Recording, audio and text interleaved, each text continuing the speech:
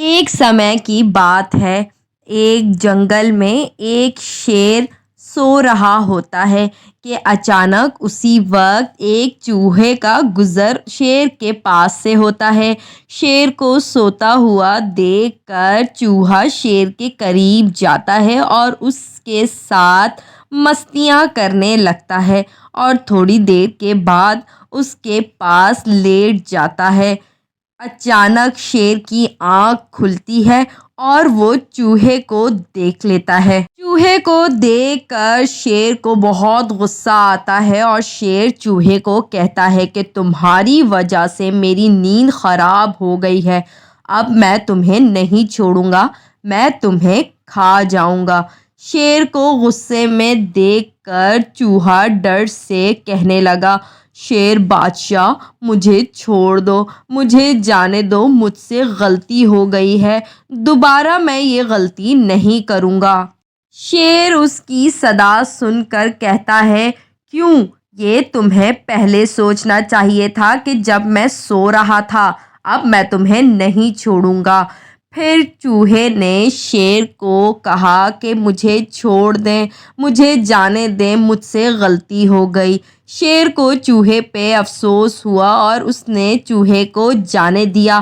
جاتے جاتے چوہے نے شیر سے کہا کہ آپ نے میری جان بخشی ہے، اس کا بدلہ میں آپ کو ضرور دوں گا، آپ کی کبھی نہ کبھی کوئی نہ کوئی کام میں ضرور آؤں گا۔ چوہے کی بات سن کر شیر ہنسا اور کہنے لگا، میں جنگل کا بادشاہ ہوں، بھلا میرے کام تم کیسے آ سکتے ہو؟ تم ایک چھوٹے چوہے اور میں جنگل کا بادشاہ ہوں۔ یہ کہہ کر شیر زور زور سے ہنسنے لگا۔ اگلے دن کچھ شکاری شکار کرنے جنگل آئے اور انہوں نے مختلف جگہوں پہ جال بچھا رکھے تھے۔ جہاں انہوں نے جال بچھایا تھا وہاں سے شیر کا گزر ہوا۔ جیسے ہی شیر کا گزر وہاں سے ہوا تو شکاریوں نے جال میں شیر کو پکڑ لیا۔ اتنے میں وہاں سے چوہے کا گزر ہوا۔ چوہے نے جب شیر کو جال میں دیکھا تو سوچا، کیوں نہ اب میں شیر کی مدد کروں، تو جلدی سے چوہا شیر کے جال کو کتر کتر کے کاٹنے لگا۔ اتنے میں جال پورا کھل گیا اور شیر آزاد ہو گیا۔ جب شیر شکاریوں کے جال سے آزاد ہوا تو وہ چوہے کے پاس گیا اور چوہے کا شکریہ ادا کیا۔